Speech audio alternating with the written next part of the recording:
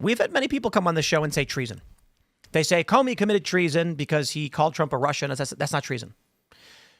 Sedition is when you try to undermine, overthrow, or obstruct the government.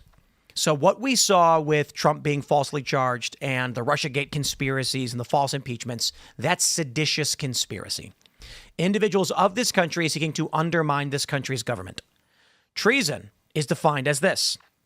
Whoever owing allegiance to the United States levies war against them or adheres to their enemies, giving them aid and comfort within the United States or elsewhere, is guilty of treason. You want to pull this up? Is guilty of treason and shall suffer death or shall be imprisoned not less than 5 years and fined under this title, but not less than $10,000, and shall be incapable of holding any office under the United States. This is codified in U.S. law. So let me just ask the basic question. We'll start here. Trump invokes 18th century law declaring invasion by gangs to speed mass deportations.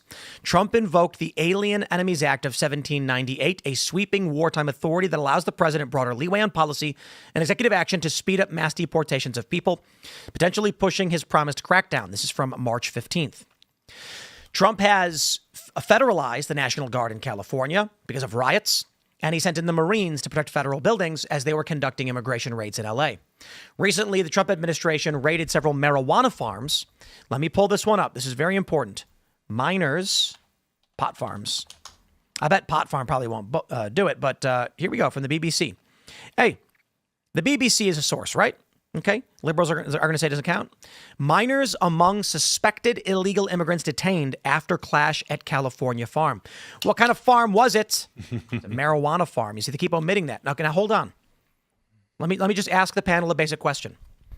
Do you think these minors, illegal immigrants, came to this country of their own volition? No. Way. Do you think they are working on a pot farm by choice? No. What do we call it when people are brought somewhere and then forced to work against their will? Slaves. And we call it trafficking. Mm-hmm. So what Trump and the CBP has likely uncovered, and I ask because I think it's unanimous, when children are brought here to work on farms against their will, we call that child trafficking and slavery. Karen Bass is providing funding to the individuals impacted by this. With that being said, is it fair to say that she is adhering to our enemies and giving them aid and comfort within the United States? Yes. I think it's clearly. You made a great deductive argument right there.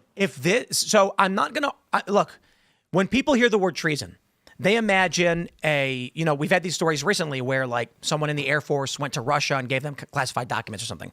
There was actually someone who worked for the director, the DIA, what is that department called? Defense Intelligence Agency. There you go. And he was coordinating with what he thought was a foreign ally of the United States.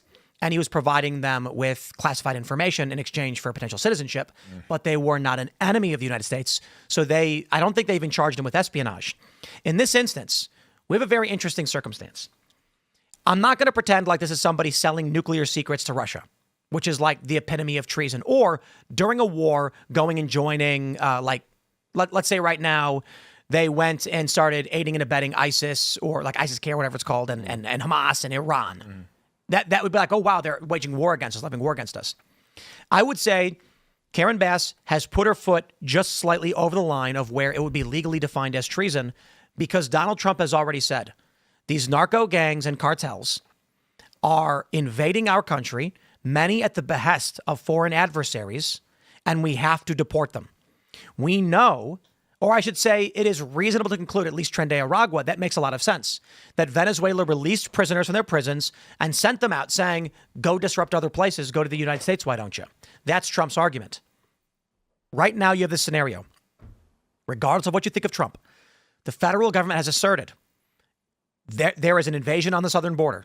Blanket statement. Maybe not a legal one, I don't know.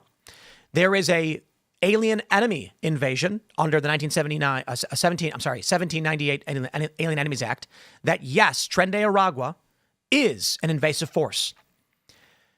Now, we don't know exactly who's running these pot farms, but the BBC is even reporting children were working on these farms.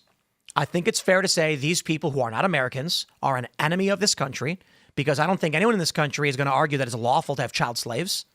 Karen Bass providing, aiding, and abetting these individuals is adhering to our enemies. Mm-hmm. 300,000 kids went missing over the border while Biden was, in charge. I'm putting in quotes for those listening. I'm sure some of those kids are wound up on that farm and farms like it. They are. This is like a slow death of a state that she is accelerating with her, like Tim was saying, the foot on the pedal. But I think she helped burn down that state. She was just gone. It totally mismanaged the fires in L.A. Thanks for checking out this clip from Timcast IRL.